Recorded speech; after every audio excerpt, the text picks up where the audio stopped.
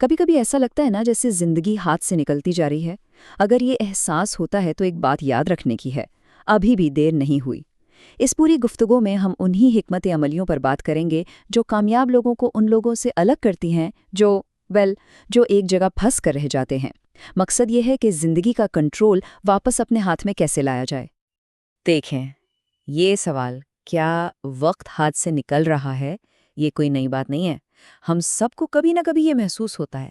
ایسا لگتا ہے جیسے مٹھی میں ریت ہو جو پھسلتی جا رہی ہے۔ لیکن اس احساس کی اصل وجہ کیا ہے؟ جب ہم اعداد و شمار کو دیکھتے ہیں نا، تو ایک بہت حیران کن تصویر سامنے آتی ہے۔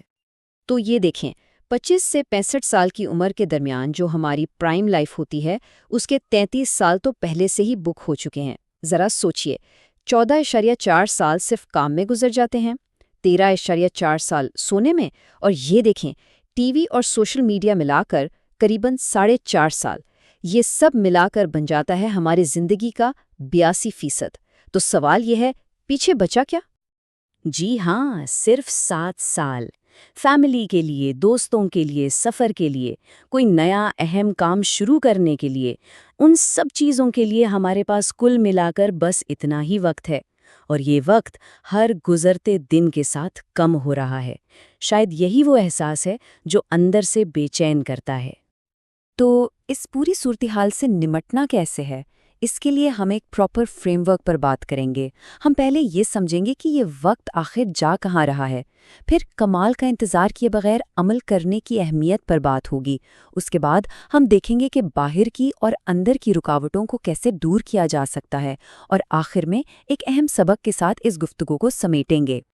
چلیں شروع کرتے ہیں پہلے حصے سے۔ اسے ہم کہتے ہیں زندگی کی ٹپکتی بالٹی۔ یہاں ہم یہ سمجھیں گے کہ کچھ نہ کرنے کی اصل قیمت کیا ہوتی ہے۔ ہارورڈ یونیورسٹی نے ایک بہت لمبی تحقیق کی، 75 سال تک، اور پتہ ہے انہیں کیا ملا؟ لوگوں کا سب سے بڑا پچھتاوا ناکامی نہیں تھا، نہیں، سب سے بڑا پچھتاوا تھا کچھ نہ کرنا۔ وہ کاروبار جو کبھی شروع ہی نہیں کیا، وہ سفر جس پر کبھی نکلے ہی نہیں، وہ باتیں جو کبھی کہی ہی نہیں گئی۔ یہی پچھتاوے ہیں جو بوجھ بن جاتے ہیں۔ زندگی کی بالٹی سے وقت تو روز ٹپک رہا ہے، لیکن ہم اسے ان چیزوں سے بھر سکتے ہیں جو سچ میں معنی رکھتی ہیں۔ تو اب آتے ہیں دوسرے حصے پر، عمل نہ کہ کمال۔ یہاں ہم اس بات کو سمجھیں گے کہ تجزیاتی فالج، یعنی سوچتے ہی رہ جانے اور ڈوبے ہوئے اخراجات سے کیسے نکلا جائے۔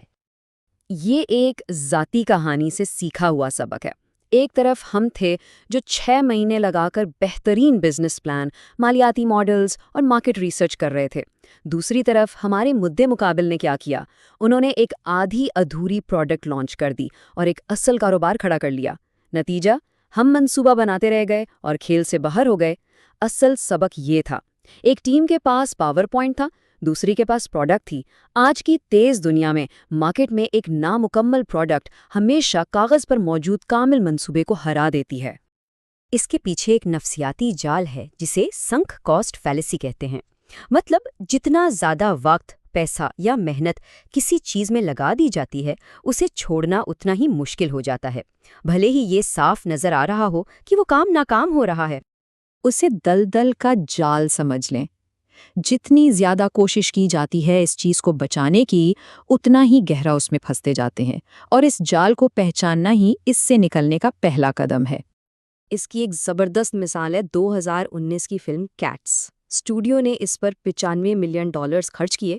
جب ٹریلر ریلیز ہوا تو لوگوں نے اسے بالکل پسند نہیں کیا، رد عمل بہت برا تھا۔ اب یہاں پر اسٹوڈیو نقصان کم کر سکتا تھا، لیکن نہیں، انہوں نے $100 ملین اور مارکیٹنگ پر لگا دیے، سوچا کہ شاید بات بن جائے۔ نتیجہ، کل $114 ملین کا نقصان۔ صرف ہار نہ ماننے کی ضد میں انہوں نے ایک ناکامی کو ایک بہت بڑی تباہی بنا دیا۔ تو اس جال سے بچا کیسے جائے؟ بہت سادہ ہے، بس یہ ایک سوال سوچنا ہے، اگر آج پہلا دن ہوتا تو کیا یہ کام شروع کیا جاتا؟ اگر جواب نہیں ہے تو بس وہی رک جانا ہے، 1 منٹ بھی اور ضائع نہ کریں، نقصان کو قبول کریں اور آگے بڑھیں۔ چلیں اب بات کرتے ہیں ان بیرونی جالوں کی، یعنی باہر کے وہ جال جو ہمارا فوکس خراب کرتے ہیں۔ اس میں ہم فومو اور وقت کو صحیح سے استعمال نہ کرنے جیسے مسائل پر غور کریں گے۔ سوشل میڈیا ایک ڈر پر چلتا ہے، فومو یعنی فیئر آف مسنگ آؤٹ۔ یہ ڈر کہ کہیں ہم پیچھے نہ رہ جائیں، لوگ کرائے کی لگژری کاروں کے ساتھ تصویریں لگا کر کروڑپتی بننے کے کورسز بیچتے ہیں، صرف اسی ڈر کو کیش کروانے کے لیے۔ لیکن اس کا جواب ہے Jomo, joy of missing out, مطلب چیزوں کو چھوڑ دینے کی خوشی۔ اس کا مطلب یہ ہے کہ رجحانات کے پیچھے بھاگنے کے بجائے کوئی ایسی چیز بنائی جائے جو اتنی قیمتی ہو کہ وہ خود ایک رجحان بن جائے۔ کسی بھی چیز کے پیچھے جانے سے پہلے یہ ایک سوال ضرور کرنا چاہیے، اگر اس چیز کے بارے میں پوسٹ نہ کی جا سکے تو کیا پھر بھی اسے حاصل کرنے کی خواہش ہوگی؟ یہ ایک بہت طاقتور فلٹر ہے، یہ اصلی خواہش کو دکھاوے کی ضرورت سے الگ کر دیتا ہے۔ کامیاب لوگ صرف زیادہ محنت نہیں کرتے، وہ اپنے وقت کو ضرب دیتے ہیں۔ رچرڈ برینسن جیسی شخصیات کو دیکھیں، وہ اپنا سارا وقت صرف ان فیصلوں پر لگاتے ہیں جو سب سے اہم ہیں، باقی سب کچھ ای میلز، میٹنگز، چھوٹے موٹے کام وہ ڈیلیگیٹ کر دیتے ہیں۔ اس کی شروعات کیسے کی جائے؟ سادہ ہے، اس ہفتے کوئی ایک ایسا کام پہچانے جو بار بار کرنا پڑتا ہے اور جس کی اہمیت کم ہے، پھر اسے اے آئی، آٹومیشن یا کسی ورچوئل اسسٹنٹ کو دے دیں۔ جو وقت بچے گا اسے بڑے اعلیٰ اثر والے فیصلوں پر لگائیں۔ اوکے، اب تک ہم نے باہر کی چیزوں کی بات کی، اب وقت ہے اندر کے میدان میں اترنے کا، یعنی اس اندرونی کھیل کو جیتنے کا جو نظم و ضبط کو ختم کرنے والے شک پر قابو پانے کے بارے میں ہے۔ کبھی سوچا ہے کہ نئے سال کی قراردادیں کیوں ناکام ہوتی ہیں؟ اعداد و شمار کے مطابق 92% لوگ اس میں ناکام ہو جاتے ہیں۔ وجہ صرف ایک لفظ، شک۔ ہم اپنے مقاصد تک نہیں پہنچ پاتے بلکہ اپنی شکوک کی سطح تک گر جاتے ہیں۔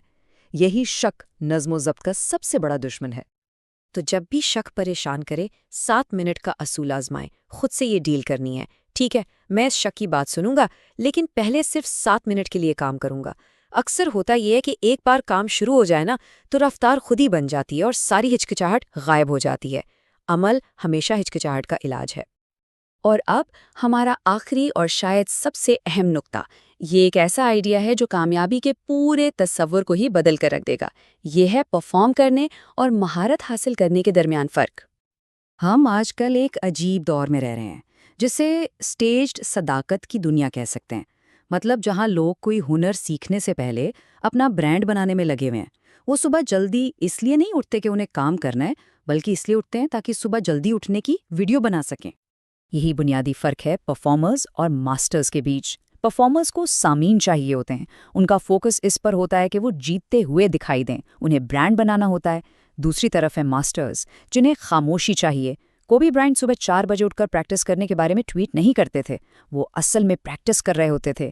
ماسٹرز کا فوکس جیتنے پر ہوتا ہے، جیتتے ہوئے دکھنے پر نہیں۔ تو یہ ساری گفتگو اس ایک آخری سوال پر آ کر رکتی ہے۔ اگر زندگی کو واقعی معنی خیز بنانا ہے تو یہ سوچنا ہوگا، وہ کون سی چیز ہے جس میں خاموشی سے مہارت حاصل کی جائے گی؟ دنیا کے نظروں سے دور، توثیق سے پرے، وہ کون سا ہنر ہوگا جسے ماسٹر کیا جائے گا؟